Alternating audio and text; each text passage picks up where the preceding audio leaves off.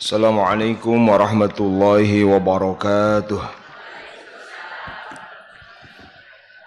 Alhamdulillahi rabbil alamin. Wa sallallahu wa sallama wa baraka ala sayyidina Muhammadin wa ala alihi wa azwajihi wa dhurriyyatihi wa sahabati ajma'in wa man tabi'ahum bi ihsanin ila yaumiddin. Amma ba'd, fa ya rabbi shrah li sadri wa yassir li amri wa hlul 'uqdatam min lisani yafqahu qawli. Allahumma ij'al jam'ana hadza jam'an marhuma wa tafarruqana min ba'dihi tafarruqan ma'suma wa la taj'al fina wa la man yasma'una wa la man hawalaina syaqiyyan wa la mahruma.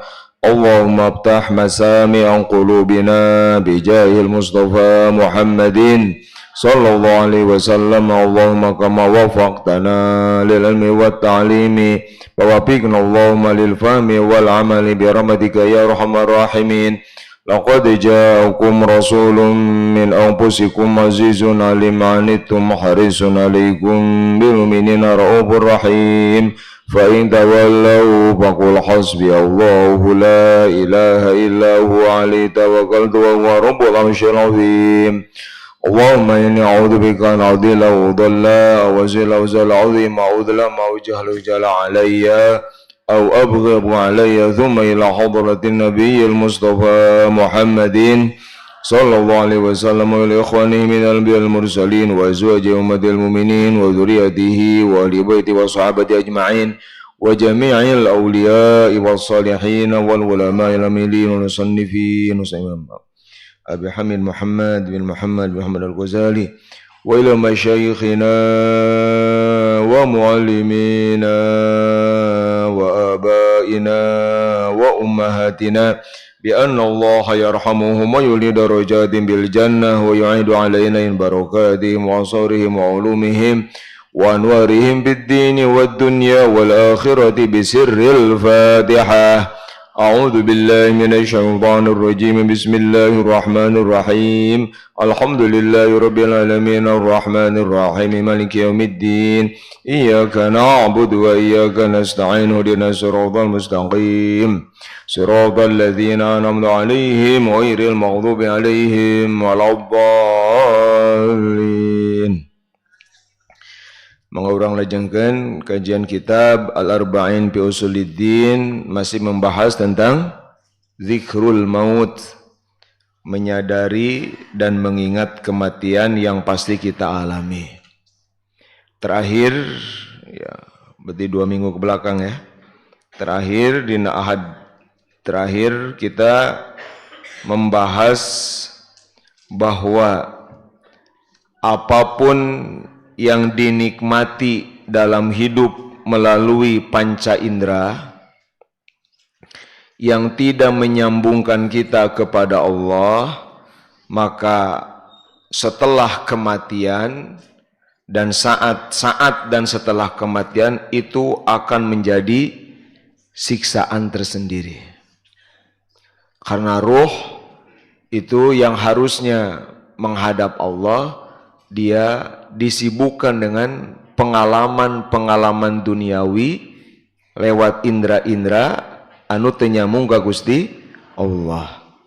Pengalaman mata melihat yang menyenangkan, pengalaman telinga mendengar suara-suara indah, pengalaman lidah memakan yang enak-enak, pengalaman kulit menyentuh yang lembut-lembut, pengalaman hidung mencium yang harum-harum, tapi teu nyambung ke Allah, maka ketika kematian itu akan jadi beban dan siksaan tersendiri, sama seperti kita sering merasa sakit ketika berpisah dengan sesuatu yang sudah biasa dinikmati gitu.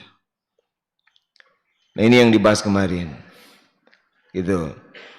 Sehingga mati itu betul-betul merampas gitu ya, seluruh kelezatan. Disebutnya kayak hazimil ladzat, yang merampas, yang menghancurkan segala kelezatan. Itu. Nah, itu upami selama di dunia begitu.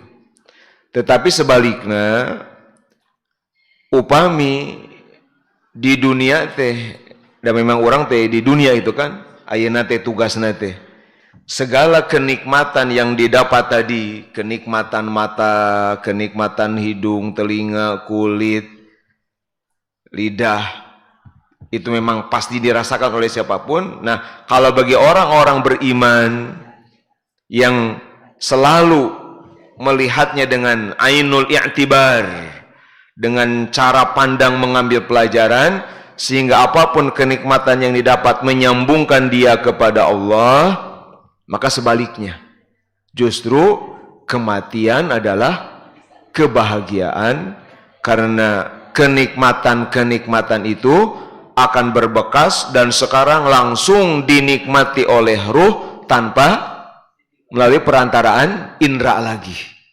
Itu pengalaman, misalkan pernah melihat yang indah tapi nyambung ke Allah gitu ya. Pengalaman pernah mendengar yang merdu, tapi dari pendengar itu membuat kita nyambung ke Allah. Pernah menikmati, mengecap yang nikmat-nikmat, menyentuh yang halus-halus, mencium yang wangi-wangi, tapi nyambung semua ke Allah, maka kematian justru akan menjadi tambahan-tambahan kebahagiaan. Karena dulu mah menikmati teh terhalang ku indra, aya nama indra tos tu aya langsung gitu. Wah, itu akan menjadi satu kenikmatan tersendiri yang luar biasa. Itu. Nah, itu nu dibahas di payunnya. Nah, sor Imam Ghazali, tapi tongkat tipu, entong merasa aman, jangan beranggapan saya ini nggak ada pikiran dunia, saya ini nggak ada keterkaitan dengan dunia, nggak akan tersiksa dengan itu. Nah, Imam Ghazali, jangan tertipu dengan pemikiran seperti itu, karena ketidakterikatan seseorang dengan kenikmatan yang murni duniawi, tenyambung ke Allah sampai akhiratan, itu dibuktikan ketika berpisah gitu. Aya nuju ngahiji mah nuju aya kene bisa urang deh gitu nyebutkan teu perlu gitu, saya nggak perlu, saya nggak butuh. Aya begitu teu aya ngahulang, begitu teu aya ngalamun, nah bohong berarti gitu. Nah gitu. Justru pembuktian apakah kita cinta dunia atau tidak ya bukan klaim-klaim sekarang, bukan dengan sekarang mengatakan enggak saya mah nggak cinta dunia, saya mah nggak banyak pikiran dunia. Nah, itu jangan tertipu kalau ada pikiran seperti itu. Tapi nanti pembuktiannya ketika kematian. Itu di situ dibuktikan. Kalau ketika sakaratul maut justru ingatan teh malah sanes ka Allah, nah itulah azab siksaan. Gitu. Nah, pakadzalika yakunu haluka fil qabri fi kulli ma yata'allaqu bihi qalbuka minad dunya. Walidzalika qala al-Mustafa sallallahu alaihi wasallam ahbib ma ahbabta fa innaka mufariquhu. Nah, seperti itulah keadaanmu di kubur terkait dengan apapun yang berkaitan, yang ada di urusan dunia yang ada di hatimu, seperti itu. Apa yang terbawa mati anu teu nyambung ka Allah jadi beban yang tersisa di sini. Pernah ingat pengalaman-pengalaman indah apa, walaupun halal. Kalau haram jelas ada, ini mah halal. Tapi itu menghalangi ti Allah, terjadi penyambung ke Allah, itu ketika kematian itu akan seperti itu. Maka surah Nabi, silahkan cintai apapun, karena kamu akan berpisah. Berarti mencintai sesuatu yang normal-normal aja, tapi harus disertai kesadaran kita akan berpisah. Kalau berpisah berarti gimana? Berarti mencintainya ala kadarnya aja. Ngapain bisa-bisa, nah bakal pisah. Nah, iya anu disebutkan di hadis Nabi, pesan kayak Abdullah bin Umar, Rasulullah supaya gimana menerapkan bahwa suka itu nggak bisa dipungkiri. Tadi ya, orang tidak bisa dipungkiri dan gitu. Di settingnya di alam dunia orang ada kesukaan lewat mata, ada yang disukai mata, disukai telinga, indra. Ada kesukaannya masing-masing, ada objeknya. Nah, tetapi ketika indra berfungsi menikmati sesuatu, ingat, fa innaka mufariquhu, bahwa Anda akan berpisah dengan semua kenikmatan itu. Kalau akan berpisah, pasti dia tidak akan terlena ala kadarnya. Seperti pesan Rasulullah Abdullah bin Umar, kun fid dunya ka'annaka gharibun au abiru sabilin.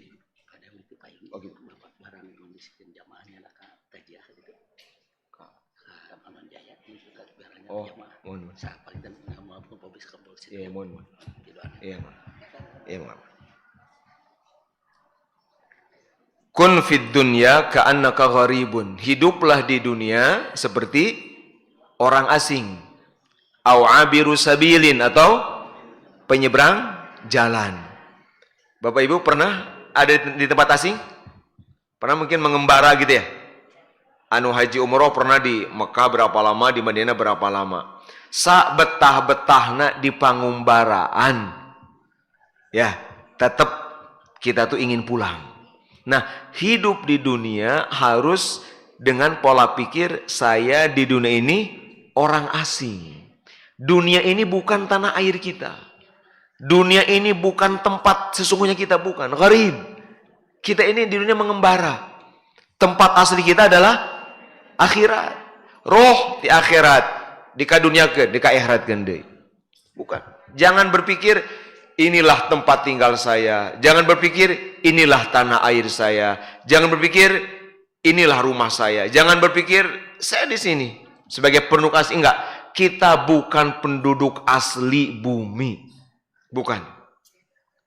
Ini bukan sesungguhnya, kita gharib, asing. Karena kita asing, harus berpikir kita akan lanjut perjalanan.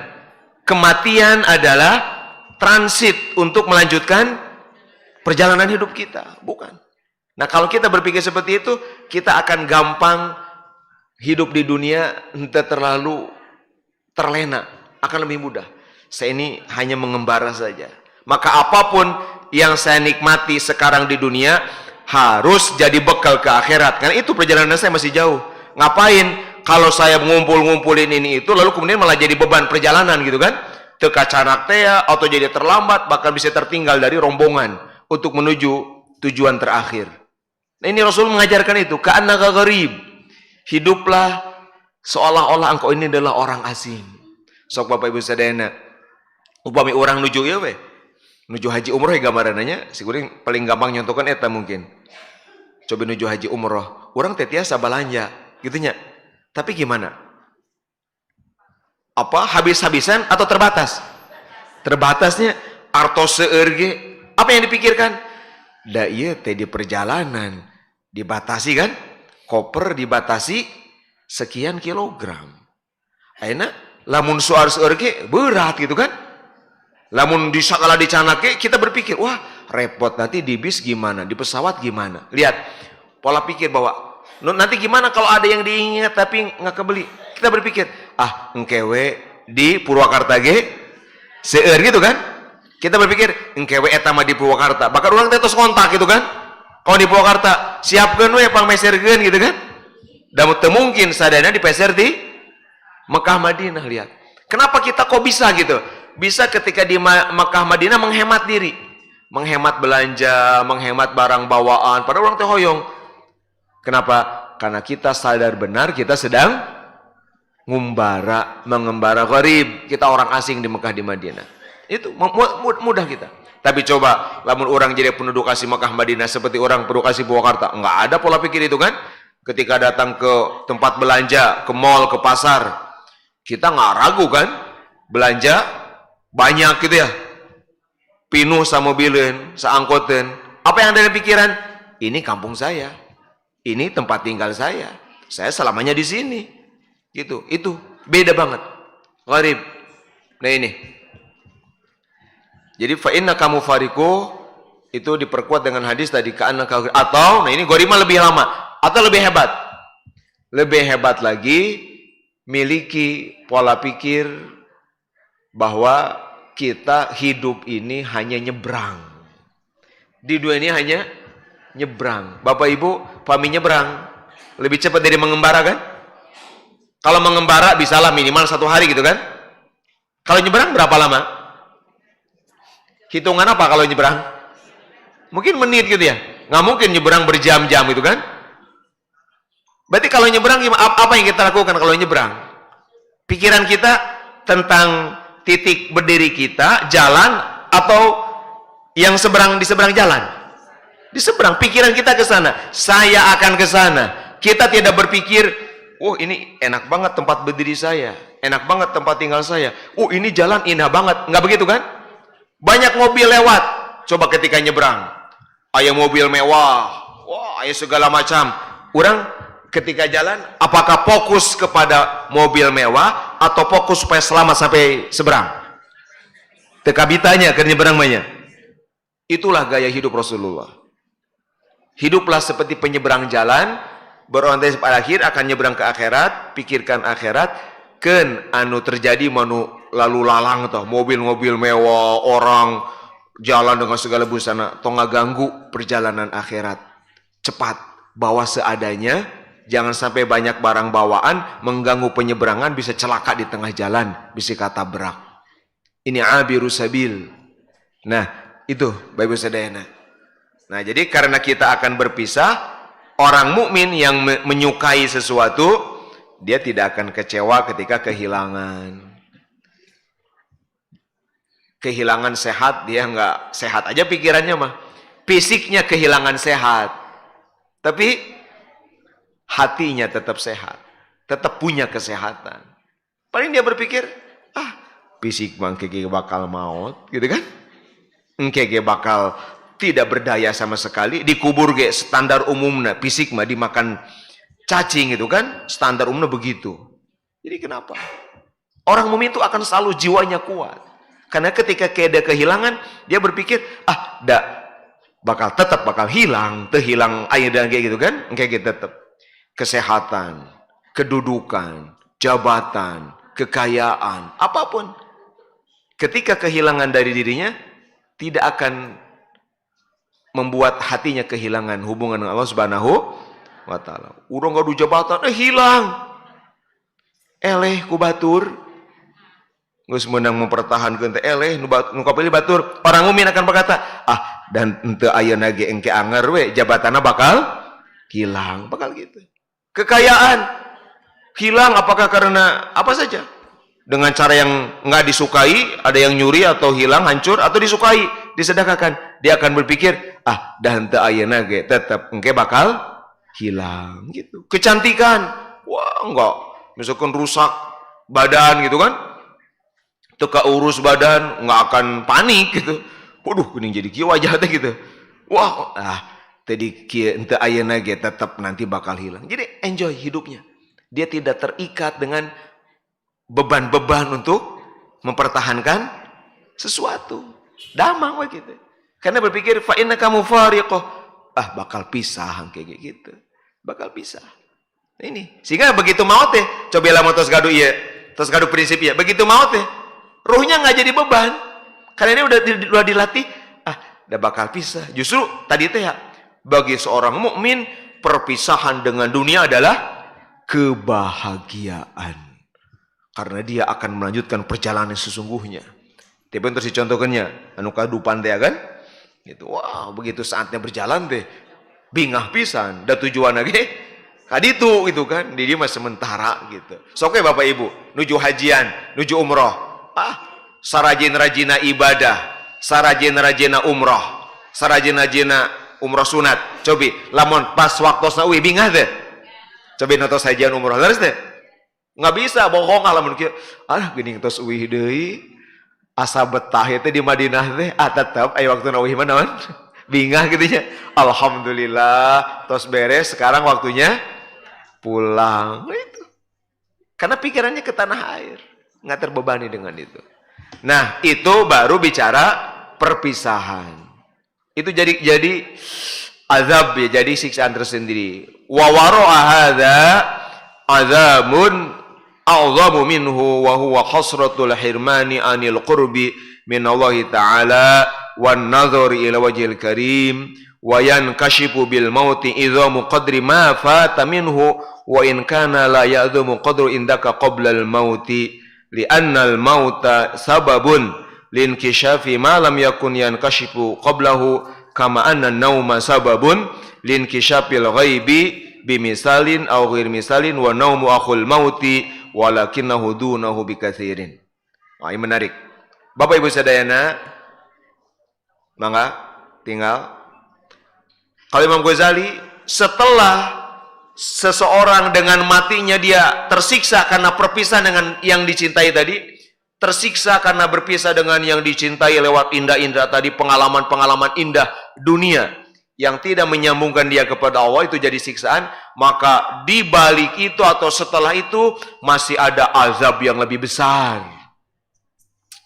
Waliyadzubillah. Apa azabnya? Yaitu penyesalan karena tidak bisa dekat dengan Allah.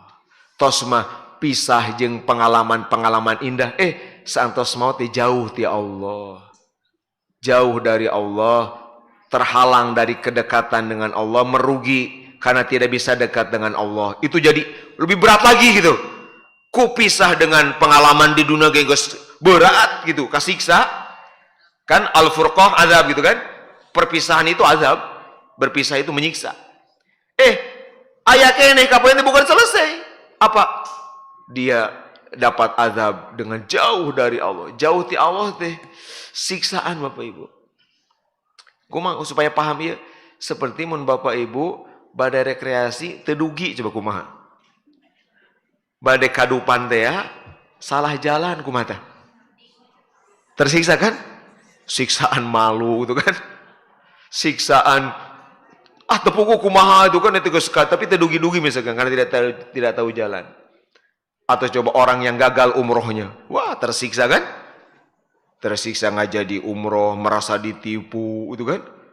Merasa malu, segala macam. Jadi tidak bertemu dengan tujuan itu siksaan. Sedangkan tujuan perjalanan adalah Allah Subhanahu wa taala. Apalagi kalau dengan Allah saja tidak dekat, maka ada azab berikutnya apa? Tidak bisa melihat wajah Allah Subhanahu wa ta'ala. Dina keyakinan orang,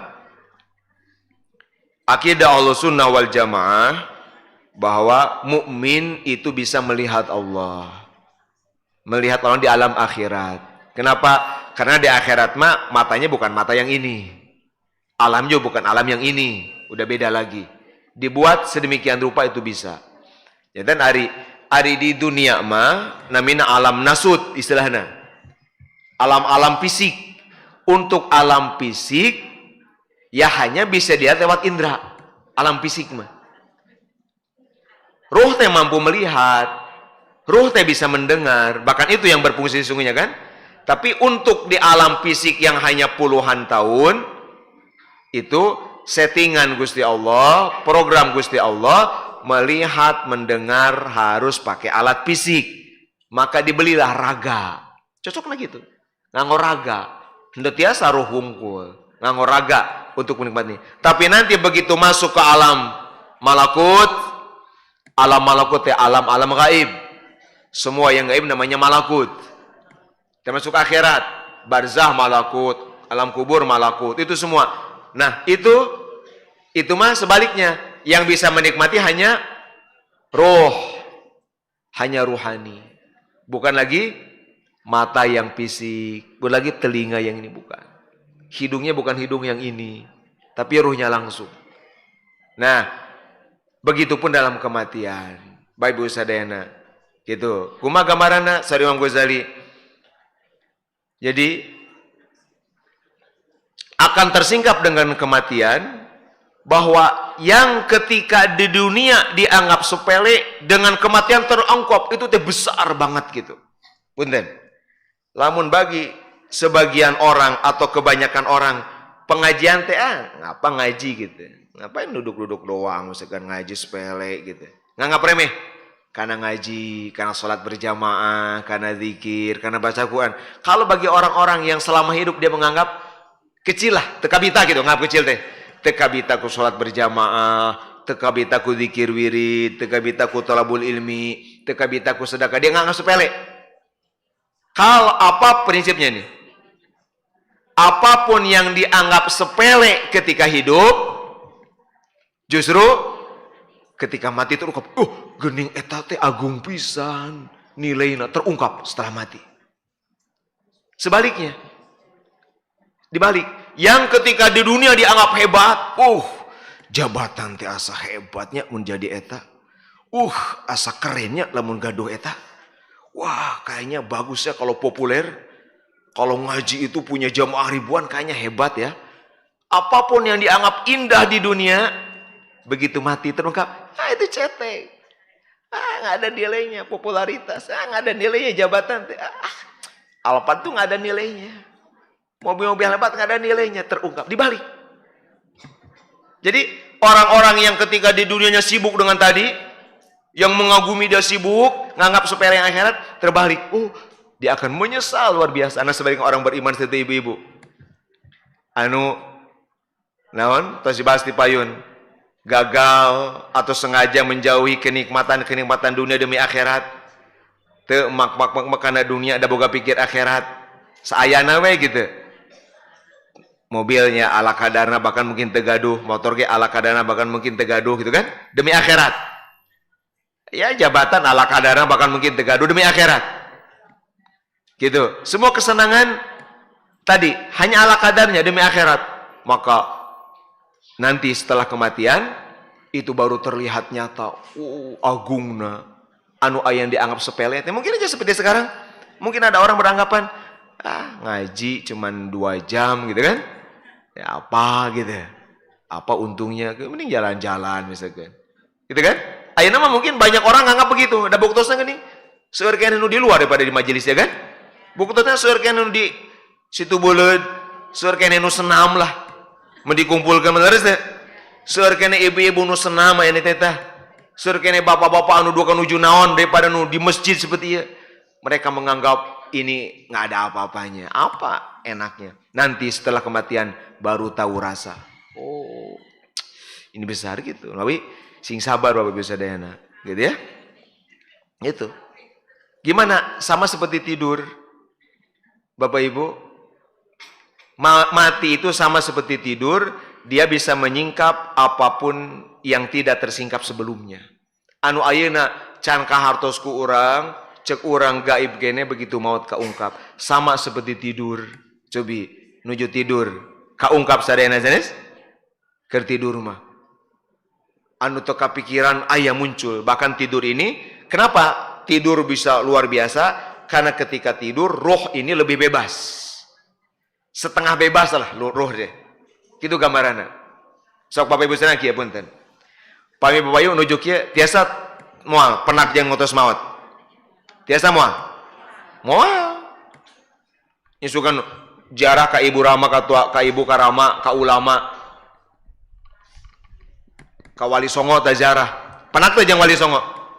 Henteu sugan begitu di makamna jelegedeg teh moal. Dijamin moal. Sugan jelegedeg aya eta Sunan Kalijaga, Sunan Gunung Jati moal dijamin moal. Kasaha ge moal. Da sanes alamna, rohnya enggak bakal begitu. Tapi punten, di tidur bisa enggak? Bisa. Kita ketemu ibu kita bisa. Dan kalau kalau tidur kita mimpi orang yang sudah meninggal, itu benar. Yang kita kenal. Kita bertemu sipulnya kita kenal. Itu ruh yang ruhnya ketemu. Betul. Gitu. Misalkan orang penak yang sipulan utus maut, pas kondisinya menyedihkan tedamang atau enggal doangkeun bisi alamat awan. Ini kapan kita keur teu damang.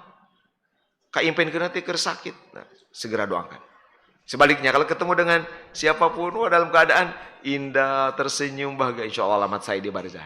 Real itu ruh dengan ruh ketemu. Tuh bisa. Bisa ya? Kenapa mati bisa ketemu dengan roh? Berarti ketemu benar asli. Karena roh 50% bebas dari ikatan raga. Itu tersingkap ketika tidur. Apa yang tidak tersingkap ketika bangun itu bisa terlihat ketika tidur. Ketika tidur kita bisa keliling dunia kan? Ketika tidur bisa kita ke mana-mana. Bahkan bisa bertemu Rasulullah sallallahu alaihi orang mau penak yang Rasul kieu langsung ketinggal aina fisikna. Tapi ketika tidur gitu ya bisa bertemu Rasulullah sallallahu alaihi wasallam. Nah itu teh roh baru mungkin berapa ya? Setengah atau sekian persen bebas. Sebab ketika tidur ini roh ku Allah teh dirental heula gitu, dicanak heula sementara. Ketika tidur roh teh dicanak. Tapi masih aya alaqah. dengan fisik. Masih ayah, hanya lemah, sinyalnya lemah. Ari maut mah sinyalnya diputus sama sekali. Lamun kabal teh mah bret. Ai maut, ai tidur mah ruhnya diambil, disimpan. Tapi masih ada sinyal, masih ada gelombang, tapi lemah. Oke tinggal anu kulem. Teberdaya kan? Diomongkan, mualah naon tuh kan? Dijebian, dicarekan gitu nya. Diam aja, ya karena tadi setengah mati. Nah, disimpan. Maka kalau setelah tidur sok anu maut kan? Apa itu yang terjadi? Teu dieuwihkeun ku Allah. Ruh teh dieuwihkeun ku Allah, disimpan. Gitu.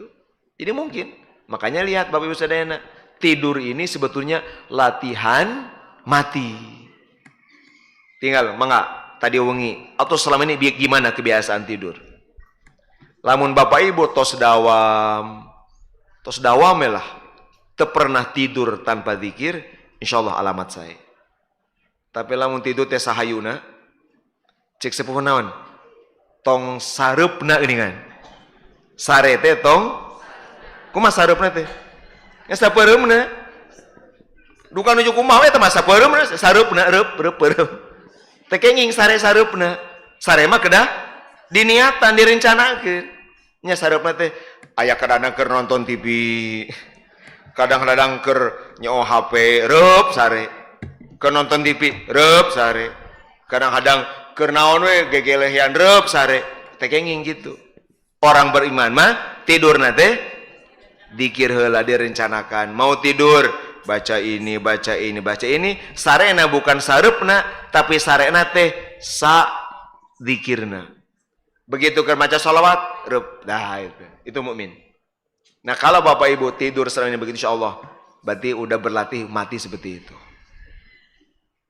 Nah, jadi biasakeun Bapak Ibu Saudara, wudu heula itu kan? Wudu, kada jadi rutin. Ulah sareupna teh nya kadang-kadang wudu, kadang-kadang henteu, kadang-kadang babacaan, kadang-kadang nah eta mah sareupna teh gitu. Gitu. Tinggal awas-awasana. Kumaha baca doa mau tidur seperti apa? Bismika Allahumma ahya wa amut. Naon hartosna?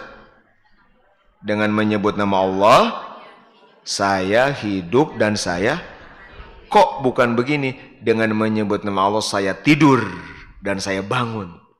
Eta Rasulullah memilih kalimat itu. Tidak bismika Allahumma anamu wa astaikid atau bismika Allahumma anamu wa aqum, tapi ahya wa amut.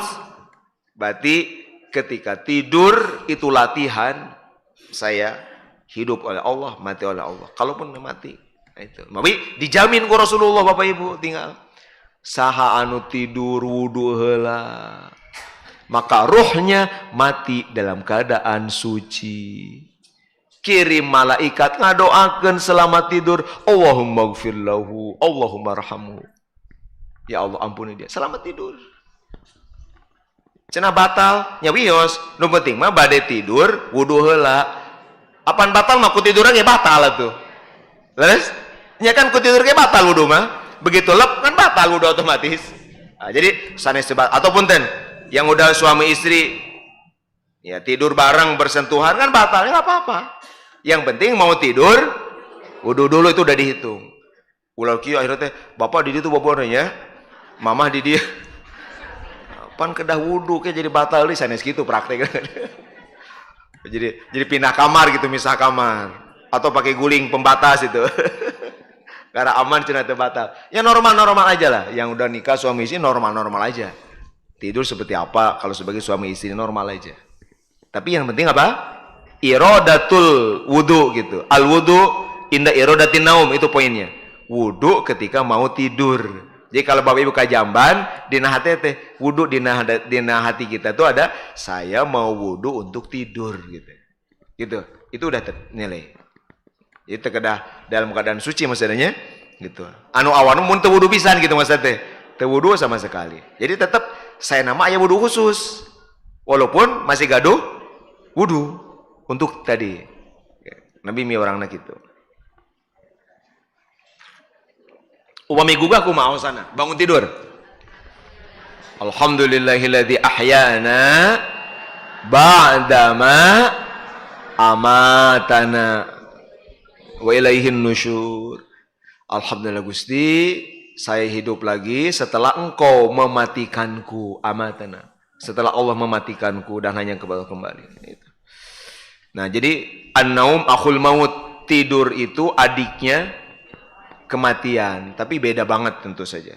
Ya, gitu. Nah, jadi lamun orang ayeuna ku Allah digugahkeun wae, itu mungkin Allah memberikan kesempatan gitunya untuk kita tadi berlatih terus. Sama, ayeuna mun gugah tidur apa yang pertama diingat? Nah, sama itu gambaran. Engke begitu apa? Bangkit dari kubur seperti itu apa gambarannya gitu. Insyaallah lamun anu awal tidur na dzikir gugah na ge ya dzikir yang teringatnya gitu. Nah, berarti ini ada dua azab. Satu azab tersiksa karena berpisah dengan kesenangan-kesenangan, dua azab jauh dari Allah, azab terhalang tidak bisa melihat Allah Subhanahu wa taala. Fahadzani azabani yatadha'afani ala kulli mayyitin kana ghairullahi ta'ala ahabba ilaihi minallahi ta'ala wa kana unsuhu billahi ta'ala aktsara min unsihi billahi ta'ala wa huma daruriyani ta'rifuhuma in arabta bil haqiqati ruha wa baqahu ba'dal mauti wa alaiqahu wa ma yudhaduhu bi tab'i wa ma yuwafiquhu. Nah, inilah dua azab yang berlipat-lipat bagi setiap mayit, bagi mayit yang apa? Dia lebih cinta selain Allah itu. Ya. Siapapun yang di dunianya lebih mencintai selain Allah, yang terhiburnya bukan oleh Allah, lebih terhibur oleh selain Allah daripada oleh Allah, itu yang akan terjadi. Nah, tugas kita gimana?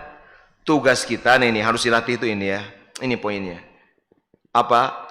Yaitu satu, memastikan apapun yang dicintai itu harus jadi jalan mencintai Allah.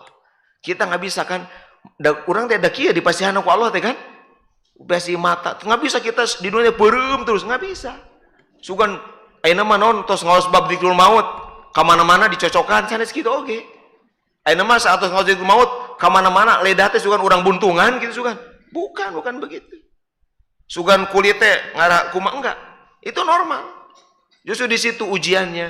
Apapun yang disukai tadi harus jadi jalan mencintai Allah. Gitu. Nah, misalnya gimana? Gimana caranya? Satu, bentuk dulu ilmunya dulu, pemahamannya dulu, bahwa apapun yang saya sukai harus jadi jalan menuju Allah. Tapi tinggal doa nak. Rasul ngajar ke timnya doa gitu. Kan doa kan ngaruh karena pola pikir. Tinggal Allahumma inni as'aluka hubbaka, terus wa hubba man ahabbaka wa hubba amalin yuqarribuni ila hubbika. Atau ketika minta surga, Allahumma nas'aluka jannata wa ma yuqarribu ilaiha min qaulin au amalin au fi'lin au tiqadin. Gitu kan? Atau ayat doa Rasulullah, Allahumma wa ma razaqtani mimma uhib faj'alhu quwwatan li fima tuhib. Ya Allah, apapun rezeki darimu yang aku sukai, jadikan kekuatan untuk melakukan apapun yang engkau sukai. Gitu. Jadi enak orang misalkan, orang teh hoyong pisan sarapan sareng surabi haneut. Hoyong. Aya nyampak. Bade teh rezeki anu cocok jeung ka hoyong. Keur mau hoyong surabi haneut, oke? Kalau udah terlatih dengan doa itu, langsung berpikir, Gusti sing janten, ieu abi teh hoyong pisan bari aya deh. Sing janten kekuatan untuk meraih cintamu. Meraih apa yang Allah suka gitu. Entong kieu, ieu mah surabi da dunia dipicen, tuang we. Nah, ieu nu kadosat al-unsu billah. Jadi terhiburna teh oleh Allah, bukan oleh selain Allah. Nah ini jadi enggak masalah. Dan ini yang dilakukan Rasulullah. Ini dilakukan para sahabat, para wali itu. Mereka menikmati tapi bisa nyambung gak Gusti? Allah. Nu disebut tafakkur ya, tadabbur teh itu. Nah, ini sudah dilatih sedemikian rupa gitu. Nu awi pamina naon teh naon margina bismillah heula. Naon margina Rasul ngajarkeun kan melihat yang indah baca apa gitu kan? Itu supaya nyambung misalkan gitu. Tinggal Urang nuju ka laut, ka pantai, ka hutan nu indah. Tah supaya eta tidak bisa dipungkiri, itu udah indah laut teh. Nggak apa-apa. Tapi lihat bagaimana Rasul mengajarkan kalau melihat yang disukai apa yang dibaca. Eta teh masalah eta. Supados keindahan mata teh nyambung ke Allah gitu. Apa misalkan baca subhanallah, baca alhamdulillahilladzi bi ni'matihi tatimmus shalihat. Gitu. Baca masya Allah gitu. Kita melihat yang indah, mendengar yang indah, semua selalu begitu. Eta teh maksudna ketika misalkan orang enak ngaleut singa ge bismillah heula. Terus beres teh alhamdulillah. Agar apa? Agar air yang sesuai dengan keinginan nikmat ini jadi jalan cinta Allah. Tidak menghalangi kita. Itu cukup begitu. Bismillah, alhamdulillah, melihat. Ini penting memahami dikir-dikir saat ini baca apa, saat ini baca apa dan seterusnya. Gitu kan? Itu. Nah itu berarti pamik itu mah cintanya jadi jalan menuju Allah tadi teh lah. Aya gitu. Bau-bau cinta Allah teh aya lah gitu, ya. Dengan dikir, dengan cara berpikir seperti itu. Merenungkan. Nah, anu kadua namina unsu billah. Al unsu billah teh bisa dayana. Jadi mukmin boleh enggak gembira di dunia? Boleh. Unsu teh terhibur. Unus ini terhibur, merasa gembira, merasa senang, boleh. Contoh. Tapi kalau mukmin, Bapak Ibu, dia merasa senangnya lebih besar merasa senangnya oleh Allah. Walaupun kadang-kadang dia senang oleh selain Allah. Kayak misalkan, upami Bapak Ibu rekreasi ke taman, ke pantai, ke hutan, naon seueur zaman namanya? Zaman ieu mah tantangannya tempat amang teh seueur pisan. Nu baheula teh aya jadi aya ieu nama. Nah, misalkan kita datang ke satu tempat rekreasi. Gimana yang maksud terhibur oleh Allah? Kalau Bapak Ibu begitu sampai ke satu tempat, melihat air, melihat bebatuan, tanaman, pemandangan, bangunan, dan wah disetting semikeun pikara sepen. Kemudian Bapak Ibu melihat, iya teh menang jalmi sakieu. Menipi kabitaeun piresepeun, bahkan orang mayar ka dieu ge, komo surga anu kenging Gusti Allah. Hanya dia senang di situ, betah. Tapi di hatinya betahnya apa? Dia merasa dengan cara berpikir seperti itu dia nyambung pada Allah. Itu al-unsu billah. Dia terhiburnya oleh Allah. Bukan semata-mata oleh benda-benda yang ada di situ. Gitu. Kita al-unsu billah. Ngedenger musik nggak bisa dipungkiri. Matak musik itu haram. Secara zatiah musik nggak haram. Musik hanya haram kalau dia dari dampaknya. Makanya beda-beda. Maka kenapa dalam tasawuf thariqah ada musik? Enggak. Tidak haram secara zatiah. Haramnya secara amrun khariji. Dan tadi, musik bagi orang beriman yang udah punya pola pikir tadi, dia dengar musik. Tapi apa yang dipikirkan? Iya, itu menang rekayasa jalmi, nada-nada teh nih. Pak Dokter Cece ahlina, ngaransemen itu indah, enakeun kieu. Itu kan menang jalmi, komo musik-musik di surga kenging Gusti Allah. Jadi ketika dia dengar musik, wah yang dibayangkan, wah surga mau betul, wah gitu. Yang dia dengar apa? Yang dia dengar musik tapi hatinya subhanallah. Mungkin ada para ulama begitu. Dan bisa, semua keindahan dunia bisa jadi alat itu. Gitu kan, katun orang berenang, level orang di mana gitunya. Sekian orang mah mampuna di kadar musik tertentu, mungkin aja. Atau di kadar enggak. Gitu. Tapi tidak bisa secara saklek zatiah gitu. Zatiah musik haram tuh biasa gitu. Pun bapak kan ngawas sulam, tiang dina sulam. Yang diharamkan bahasan bukan alatul musiki, bukan alatul aswad. Tinggal dina sulam, anu bab maksiat telinga adalah alatul malahi kalimatnya. Alat malahi teh dari alhayulhi, melalaikan. Alat-alat yang melalaikan dia dari Allah. Nah, apakah seseorang lalai dari Allah? Kita nggak bisa memponis sesuai kadar masing-masing. Gitu. Makin tinggi mungkin makin kuat, makin tahan. Kita kayak heran, pemi aya ulama osok main musik. Sim kuring gak ada guru, disukai dengan ahli musik. Al-Maqbula kayak Syihabuddin Muhsin, anu almanar. Kan anjeunna anu nyiptakeun lagu-lagu teh. Nu nyiptakeun aransemen musik teh. Ulama ahli hadis, ahli bahasa Arab. Wah, lamun ngaos jeung anjeunna. Sim kuring ngaos di anjeunna Sahih Muslim, ngaos di anjeunna. Ada saya muttafaq alaih lulu wal marjan ngaos di anjeunna.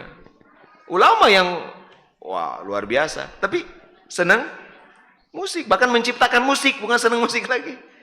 Bahkan beliau pernah bilang, Bapak malah resepkan musik rock daripada gitu. Bilangnya begitu. Apa ya kan udah ngerti. Tentu untuk level beliau tadi menambah nyambung ke Allah lewat itu bisa. Karena udah Allah setting ke telinga yang begitu. Tidak Allah ciptakan dan normal sanaganya, betul nggak? Bapak Ibu senang karena musik? Bohong, pemenang nyebatkan teresep Ustaz dibohong ah. Nyebutkan teresep begitu ada musik, eta goyang sampai anak utak-utak dinalisana mah naonan musik eta teu bisa dihindari utak-utak sampai anak teh. Nggak bisa dipungkiri itu mah. Itu mah tos normal begitu. Tinggal tadi pakai iman, pakai ilmu. Jadi untuk menikmati tadi nyambung ke Allah gitu. Nah ini namanya al-unsu billah. Sehingga karena kesenangannya karena Allah, dia nggak terikat. Begitu misalkan tadi nama badai kan tempat rekreasi, ternyata henteu jantan atau telami, dia nggak jadi menyesal atau ada. Saya terhiburnya bukan semata-mata karena tempat ini, tapi itu orang beriman mah. Entah akan ada penyesalan. Misalkan musik di Paruman, umpama atau cuma sebentar, dia tidak akan ini karena dia masih bisa mencari objek lain yang jadi jalan untuk nyambung dengan Gusti Allah Subhanahu wa taala. Nah, ini yang harus kita latih Bapak Ibu. Latih apapun yang dinikmati nyambung ke Gusti Allah. Di antara melatihnya dengan zikir. Ketika mendengar sesuatu, misalkan asalama dipaksa-paksakan ketika mendengar musik teh. Subhanallah, meni indah. Asalama gitu. Asalama mungkin hanya verbal, dipaksa-paksakan. Mulut subhanallah alhamdulillah, hati mah kemana? Itu berarti nanti lama-kelamaan akan plak gitu. Gitu. Awal lama nanti nyambung. Nanti makin kelamaan akan sebetulnya. Inilah pentingnya nanti zikir itu seperti itu. Akan membuat koneksi relasi hati yang kuat dengan semuanya jadi nyambung ke Gusti Allah Subhanahu wa taala. Karena semua keindahan di dunia ini Allah buat itu supaya mukmin mudah memahami adanya kenikmatan surga. Segala ketidaknyamanan derita dunia itu ada sengaja Allah ayakeun di dunia ngarah mukmin manusia secara umum itu gampang memahami ayana azab di neraka. Itu tujuannya itu. Tujuannya itu. Tapi apapun kesenangan dunia, itu ayat pasangannya di surga dalam tingkatan yang tak terbayangkan. Nah ini pembahasan tentang yang terjadi setelah kematian. So Imam Ghazali la'allaka taqul al-masyhur indal ilmi anal insan ya'damu bil mauti thumma yu'adu wa anna azab al-qabri yakunu bi niranin wa aqarib hayat wa ma dzakartahu bi khilafi dzalik. Tadi orang terus nyebatkeun azab tadi dua. Dengan berpisah dia ada azab, gitu kan? Jauh dari Allah jadi azab. Mungkin ada yang komentar begini kata Imam Ghazali. Mungkin ada yang berkomentar yang biasa didengar itu dari para ulama bahwa manusia kalau sudah mati ya hilang. Dan nanti dibalikin lagi gitu kan? Kan begitu ya? Mati nanti dibangkitkan. Terus azab kubur itu kan yang populer itu apa? Kalau azab berupa apa? Api gitu kan? Berupa ular gitu ya? Berupa kalajengking. Kok tadi Anda bilangnya azab itu berpisah dengan kenikmatan? Azab gitu ya? Terhalang dari Allah, azab. Ini gimana penjelasannya? Azab teh ongkosna dina hadis-hadis tuh yang bisa dijelaskan itu berupa api yang membakar, ulat yang menyengat tuh kan, kalajengking dan segala macam. Kok perpisahan disebut azab?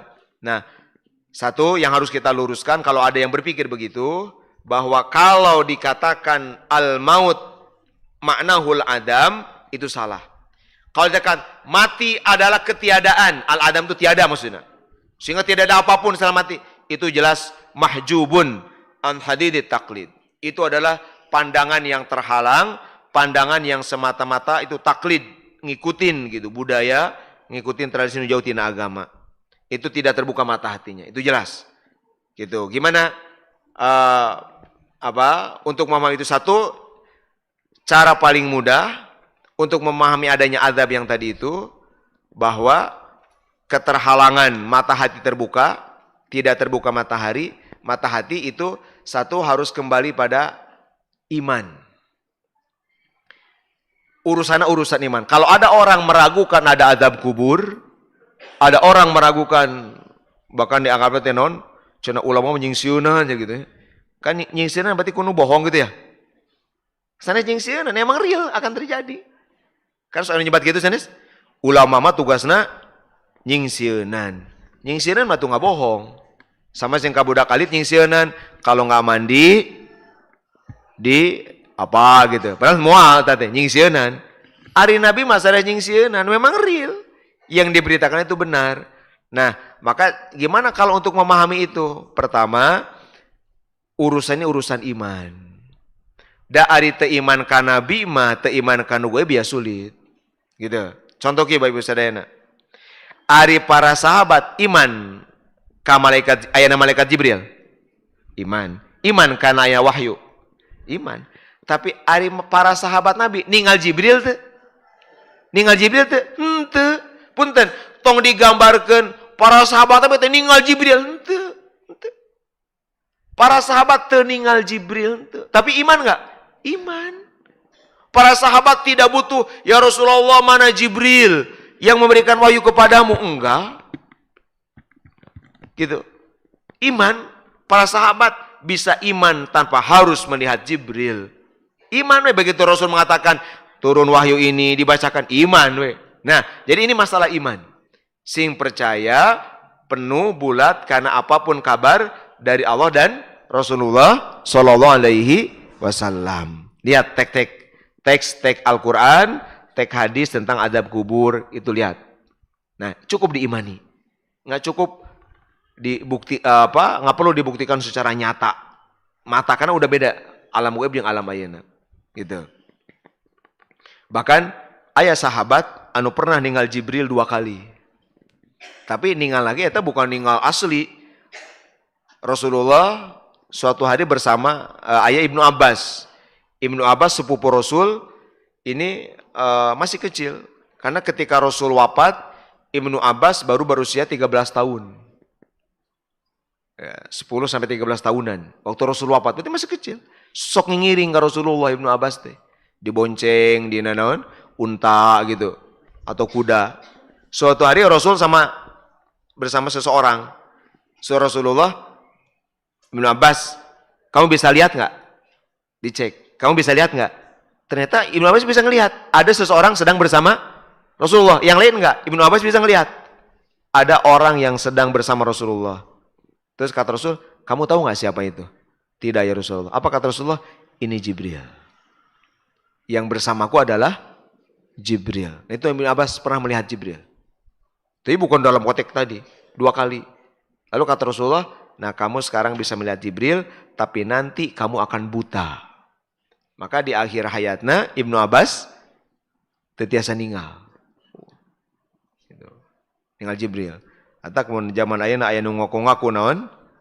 Ninggal Jibril pasti bohongna gitu. Ibnu Abbas nu sahabat Nabi teu kiateun gitu. Teu kiateun ku ninggal eta teh sanes bentuk aslinya. Eta teh ninggal penjelmaan Jibril jadi jalmi. Rasulullah mana ini? Nyamuk kana Mi'raj sagedik. Rasulullah mah Bapak Ibu hebatna Rasulullah. Rasul kan naon? Mi'raj utuh kan? Rasul Mi'raj itu bukan ruhnya saja, tapi utuh. Tubuhnya utuh seperti ketika ada di bumi. Naik ke langit bahkan melebihi Sidratul Muntaha. Bukan sampai Sidratul Muntaha sebetulnya mah. Anu sampai Sidratul Muntaha mah perjalanan bersama Jibril.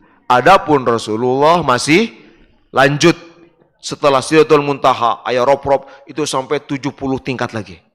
Jibril mah cuma sampai Sidratul Muntaha. Tah Rasulullah mah dalam bentuk ya manusia utuh, bukan rohaninya saja. Jibril mah malaikat tentulah. Nah ini berarti Rasulullah mah dalam wujud manusianya aja itu lebih mulia, lebih hebat daripada Jibril dalam bentuk malaikatnya.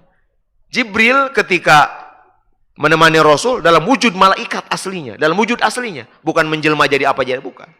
Nah, ketika Mi'raj, Jibril sebagai asli malaikat itu kalah mulia, kalah agung dengan Rasulullah dalam wujud asli sebagai manusia. Komo lamun ruhani nah gitu. Komo pami dibandingkan sareng ruhani Rasulullah, udah nggak ada ininya. Gitu. Itu Rasulullah hebatnya ketika Mi'raj itu. Maka Mi'raj itu adalah untuk menunjukkan ayat terhebat. Apa ayat terhebat Mi'raj? Bapak Ibu? Ayat terhebat itu adalah pembuktian bahwa tidak ada makhluk sehebat Rasulullah itu. Allah perlihatkan ayat-ayat Al-Kubra terbesar ke Rasulullah. Kalau Rasul diperlihatkan ayat-ayat terbesar, tanda-tanda besar yang tidak dilihat Nabi lain, berarti Rasulnya sendiri adalah ayatun kubra, ayat terbesar gitu. Jadi ayat terbesar Allah itu Rasulullah. Bukti terbesar keagungan Allah, bukti terhebat keagungan Allah adalah Rasulullah ku anjen. Adalah Rasulullah SAW sendiri. Maka Imam Al-Busiri mah, ya man huwal ayatul kubra li mu'tabirin wa man huwal ni'matul uzma gitu. Rasul teh al ayatul kubra, bagi orang yang merenung berpikir itu ayat terbesar. Semua ayat di ketika Mi'raj itu nggak pernah dilihat nabi yang lain. Berarti Rasulnya sendiri yang cuma diberi kesempatan, cuma beliau sendiri adalah ayat terbesar. Itu para ulama. Jadi puncak ayat di Mi'raj teh eta ku Allah diwartosan Muhammad eueuh deui makhluk kuring teh anjeun pang hebatna teu aya. Itu puncak itu Mi'raj tuh. Makanya kalau kita tahu Mi'raj, kita akan tahu kehebatan Nabi. Kalau tahu nabinya hebat, berarti umat lagi hebat. Aya istilah apa? Kamalul matbu gitu. Tabi'un kamali tabi'. Kemuliaan pengikut kuma kemuliaan pemimpin gitu kan. Mun pemimpinnya hebat, orang kacanak hebat gitu kan. Orang teh umat Nabi. Makanya kenapa kita penting memperingati Isra Mi'raj, karena sama dengan kita mensyukuri. Alhamdulillah orang terjadi umat nu hebat sebab Nabi orang gitu. Nabi orang teh ku Allah ditunjukkeun pang hebat-hebatna, teu aya nu menyaingi. Lihat, semua nabi dilampaui kan? Di Masjidil Aqsa salat bersama jadi imam di Masjidil Aqsa. Di langit oke Nabi salat, di langit pertama dengan Nabi Adam, Nabi gue jadi imam. Berarti Nabi ini imamnya seluruh nabi rasul, imamnya seluruh malaikat. Itu pembuktian, dibuktikan ku Allah teh. Gitu, Rasulullah teh hebatnya luar biasa. Tiap langit kan bertemu Nabi Adam terus gitu. Sampai Nabi Ibrahim di langit ke-7, Nabi Ibrahim. Setelah itu ada Sidratul Muntaha. Cuma sampai situ. Jadi Kanjeng Nabi melebihi bapaknya sendiri, Nabi Ibrahim terus melebihi Jibril.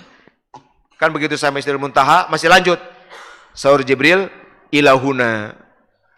Wahai Muhammad sallallahu alaihi wasallam, sampai sini. Saya cuma bisa nganter sampai sini. Gitu. Apa Rasulullah? Aduh, gimana ya? Kekasih berpisah dengan kekasih di perjalanan. Tawadhu'na Rasulullah. Saur Jibril, enggak. Setelah ini cuma engkau saja yang diizinkan lewat. Disebut Sidratul Muntaha, Muntaha itu artinya ujung. Jadi semua yang bisa diketahui malaikat cuma sampai situ. Setelah itu rahasia. Cuma sampai situ. Berarti apa? Setelah itu yang tahu hanya Rasulullah. Karena cuma Rasul diizinin. Tidak pernah ada nabi melampaui itu. Jibril pun enggak. Rasulullah nyalira. Gitu. Jibril pernah kasambar ku cahaya biru, cahaya hijau, rof. Cahaya hijau. Cahaya nanti hijau, cahaya nanti. Jibril kan agung nanti yang memenuhi langit Bapak Ibu. Agung nanti. Pemain Jibril nampak nyata itu penuh langit ku sayap Jibril. Saatnya saat tinggal orang ke awang-awang gitu, itu penuh oleh Jibril. Berarti agungnya luar biasa. Tapi malam itu ketika Jibril kasambar ku cahaya hijau itu mendadak jadi segede manuk piit. Tekiatin Jibril. Malaikat itu Rasulullah mah utuh terus sendirian untuk ke satu tempat yang udah ditunjuk Allah. Bukan bertemu Allah ada di sana ya. Orang tos gaduh iman. Bukan Allah ngantosan di itu dalam mati. Da Allah mah butuh tempat sanes. Tapi eta mah Allah yang milih sok kudu kadinya gitu. Bertemunya bukan secara fisik. Sama seperti orang ke mana? Lamun hajian ke mana? Tawaf di Ka'bah sanes. Sanes Allah aya di Ka'bah kan gitu.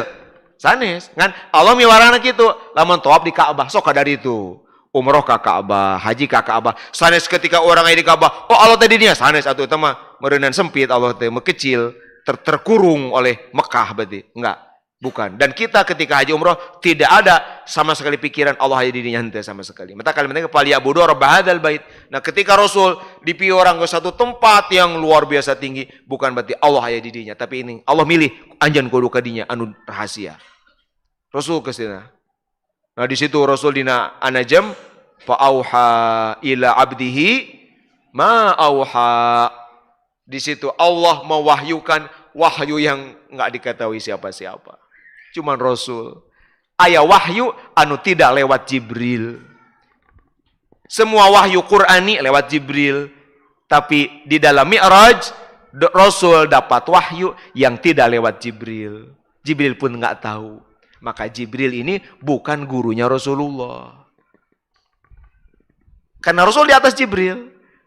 Gitu. Jibril mah hanya katitipan pesan. Sahabat misalkan sim kuring di piwarang kupun bapak. Bu, urukan jamaah bab ieu. Hanya pesan, saya hanya penyampai pesan. Ilmu sesungguhnya dari guru. Gitu. Jibril itu hanya pesan, ya Jibril bikin. Kenapa lewat perantara Jibril? Karena Nabi menerima wahyu di mana? Di bumi. Di bumi. Beda settingan alam nah, maka butuh perantara. Lewat Jibril semua wahyu. Sok Jibril sampaikan ke Muhammad. Itu. Gitu. Semuanya lewat Jibril. Tapi ketika Mi'raj, ma'auha, Rasul dapat wahyu-wahyu spesial yang cuma tahu hanya Rasulullah sallallahu alaihi wasallam. Hanya Rasul yang tahu. Wah, itu hebatnya Rasulullah. Ya. Ini kurang kada bangga. Mi'raj teh kadinya sebetulnya buah Mi'raj teh. Bangga sebagai umat Rasul gitu. Dan aya nu rahasia. Rasul terus aya nu bebas terserah Rasul teh mah. Rasul aya nu sebagian disampaikan. Di antara nu didugikeun, aya nu didugikeun ka Sayyidina Abu Bakar, Sayyidina Umar, Sayyidina Utsman, Sayyidina Ali gitu. Aya di atas teh ketika Mi'raj dugikeun Muhammad. Langsung dugikeun. Gitu. Anu pahala lamun aya seseorang umat anjeun dina hatena milih kebaikan, dicatat satu kebaikan. Lamun dia pilihannya dilakukan maka minimal 10 sampai berlipat-lipat. Itu ketika Mi'raj hadis itu. Diterima Rasulullah SAW. Gitu. Nah ini.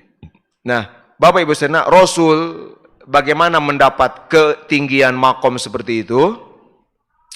Kenapa? Tinggal Al-Isra. Tentang Isra ayana dina surat Isra. Tentang Mi'raj ayana dina surat naon Bapak Ibu? An-Najm. Kalau mau tahu kisah Isra, baca ayat 1 An-Najm. Itu Isra. Kalau mau bagaimana Quran bicara Mi'raj, baca surat An-Najmi 1 sampai 18. Itu bicara Mi'raj. Dipisahkan ku Allah, tidak beda perjalanan lagi. Perjalanan bumi, perjalanan langit, benten. Ayatnya beda. Tapi tinggal anu menarik Bapak Ibu. Sataacan Isra surat naon? Tinggal sataacan Isra. Surat naon sataacan Al-Isra? An-Nahl. Tinggal 2 ayat terakhir An-Nahl. Ayatna wasbir wama sabruka illa billah. Perintahkan Nabi Muhammad SAW, anjen sing sabar. Sabarna beda. Sabar anjun mah kelas billah. Sabar lagi kelas pang hebatna ku Allah diberi sabar lagi. Orang sabar. Maka buah kesabaran Nabi dapat hadiah Isra. Bapak Ibu, Isra Mi'raj teh di atas mukjizat. Fauqal mukjizat. Sanes mukjizat tapi fauqal mukjizat. Kenapa? Mukjizat itu 2 standarnya. Kejadian luar biasa itu disebut mukjizat kalau memenuhi 2 standar. 1, ada tantangan. Ditantang, ada orang menantang Nabi, meminta pembuktian, soklah, lamun benar Nabi mah, atau saya akan iman. Yang kedua, di depan publik, itu baru mukjizat. Di depan publik disampaikannya. Contoh, pernah ya seorang Arabi nyebat kia Saya nggak akan iman. Saya nggak akan beriman sebelum Dob, biawak Arab ini ngomong. Bersaksi bahwa engkau gitu. Orang-orang begitu. Wah, nggak mau percayalah. Saya iya biawak bisa ngomong. Apa kata Rasulullah? Di depan orang banyak. Kata Rasulullah, nanya ke si biawak, man ana? Man ana? Eta biawak nyarios ku bahasa Arab anu fasih, anta Muhammadun Rasulullah. Nggak ada daki kayak itu mujizat, langsung iman. Orang Quraisy nggak percaya. Oh, kalau bener Nabi coba belah bulan. Belah. Di depan publik ditantang, langsung Nabi nyungkeun ke Allah. Belah. Satu di sofa, satu di marwah. Belah we bulan teh. Di depan publik semua. Itu mujizat. Di depan publik jadi tantangan. Nah, kalau Mi'raj ini beda. Ayat satu yang tidak terpenuhi apa? Ari nuju Isra Mi'raj Rasul nuju raramean atau nuju nyepi? Nggak ada yang tahu. Kan nuju bade kulam di Ummu Hani, bada salat Isya. Bade kulam tapi candrep sumping Jibril. Nggak ada yang tahu. Tapi ayat tantanganna kan siangna didugikeun tantanganna. Nah, ini berarti Isra Mi'rajnya fauqal mukjizat, di atas mukjizat. Makanya sampai kapanpun kalau kita bicara Isra Mi'raj, ini nggak akan pernah jadi sederhana. Pernah ayahnya hati-hati ini di medsos, di YouTube banyak nu ngadungikeun ribuan. Ayo nu gitu. Jadi kalau dari sudut pandang sains, ini kita gampang memahami ini. Nggak bisa. Isra Mi'raj mah walaupun teknologi sains nanti canggih 1000 kali lipat daripada hari ini, tetap nggak akan bisa diungkap. Tetap nggak akan bisa dikatakan, ini mah sederhana, ini mah biasa. Sekarang dengan teknologi, iya zaman dulu mah belum. Nggak. Kalaupun teknologi berkembang pesat 1000 kali lipat daripada hari ini, segala ditemukan gitu nanti teh, tetap Isra Mi'raj bakal kieu cara ayeuna, moal ka hartos. Kok bisa secepat itu, bisa secepat itu? Enggak. Nah, jadi gitu orang yang benar. Jadi fauqal mukjizat, di atas mukjizat. Makanya tadi luar biasa. Itu Rasulullah SAW. Itu. Nah, kadang gitu. Barulah bicara apa? Kita sholat. Nah, nu terakhir. An-Najm. Satajan An-Najm naon? Surat naon? Satajan An-Najm. At-Tur. At-Tur. Tinggal 2 ayat terakhir At-Tur. Sama. Wasbir li hukmi rabbik. Allah. Surah Al-Teh, Muhammad sing sabar we anjeun narima katang Tuhan Allah. Nya jalma teh teu ariman langsung, anjeun ka Thaif sabulan teh anu iman hiji oge kalau ka di baledogan. Sing sabar we eta teh bagaimanapun itu ketentuan Gusti Allah. Kudu kitu anjeun teh menjalani dakwah teh sing sabar gitu. Sing sabar we. Lihat Bapak Ibu. Berarti buah sabar dia hadiahi Isra, buah sabar dia hadiahi Mi'raj. Nah, jadi orang ge lamun bicara Isra Mi'raj itu bicara sabar sebetulnya. Nah, nyambung sareng bab ieu. Nah, kumaha supaya orang sabar di dunia? Da kieu atuh dunia mah gitu ya. Ya dunia mah di setting kolona kieu gitu, terbatas. Ya, emang ujian kieu teu serba nggak enak. Jadi lamun di dunia Bapak Ibu capek tong boro urusan akhirat atau tombol urusan dunia, memang begitu. Jadi tong kieu di dunia mah, aduh lelah, emang dunia gitu. Kok mau lamun geus kacapean teh menang pilihan sorangan, ya nikmati aja. Misalkan kieu, urang teh memilih diri, saya akan memilih diri sibuk dengan dagang, teu kudu mengeluh capek beda dagang, kan pilihan anjeun eta mah. Memilih diri mau sibuk ka ditu ka dieu, teu kudu mengeluh capek tos ngaos ya. Akhirat misalkan, saya akan memilih diri ngawuruk di pagi sama sore. Teku udah mengeluh, capek ngawuruk kan pilihan ente tama, pakai mengeluh segala. Itu resiko. Dunia mah gitu. Resiko. Mau amal akhirat, mau amal dunia, capek di dunia mah gitu. Karena ada fisik gitu. Ada fisik. Nah, tapi kalau udah di sana beda lagi settingan alamnya. Jadi kayak ingin disesali gitu. Enjoy aja lah. Sorry Imam Attillah mah, nya tuh dah dunia mah pantas emang tempatnya segala keburukan, tempatnya segala yang jelek-jelek di dunia. Karena kayak di akhirat mubina terus teu ingin di nu karia gitu. Di dunia tempatnya. Teu nyaman karena perlakuan orang dunia namanya kayak gitu. Tempatna lah gitu. orang karena apapun gitu. Nah ini, nah sabar. Nah, yang akan bisa sabar kalau tadi kita akan bisa sabar di dunia kalau kita tadi punya prinsip fa innaka mufariqu, bahwa kita akan berpisah, kita ini hanya mengembara, kita hanya nyebrang saja, itu akan lebih sabar. Sama seperti Bapak Ibu lebih bisa sabar ketika di pengasingan kan daripada di kampung halaman sendiri. Ketika di tempat rekreasi lebih sabar misalkan gitu, badi barang tuang di perjalanan di rest area atau di mana we nuju jalan-jalan nuju ngumbara ngan aya warung ngan aya eta-etana menu lagi ngan sakitu-kituna, sabar nggak? Lebih nerima ya? Lebih nerima keun we makan jeung saayana di warung ieu, warung lagi ngan ieu na, menu lagi ngan sakieu-kieuna, kumaha ngomong apa mengobati diri keun we da ngaran di perjalanan kege bakal pulang, kewe nikmat makamnya di rumah. Lihat, ketika mengembara, kenapa Bapak Ibu lebih bisa sabar? Karena menyadari kesementaraan. Tapi kan pemi di rumah mah moal sabar gitu nya. Di rumah mah mungkin mun aya sangu wungkul asin wungkul teh tetiasa sabar karena berpikir ini tempat saya bisa nyari, bisa nyiapin. Nuju di perjalanan mah gitu nya. Sok nuju haji umroh deui. Teu cocok menu makanan gitu nya Pak. Itu teu cocok menu makanan teh. Tapi orang sabarnya dituang tuh, dituang dah. Aduh, muntah dituang ya orang butuh tenaga. Lebih sabar. Kok bisa gitu ya? Menikmati ketidaknyamanan bisa karena sadar ini pengembaraan ini sementara. Paling kayak bakal pulang, kayak normal deh lah makan di Purwakarta gitu kan.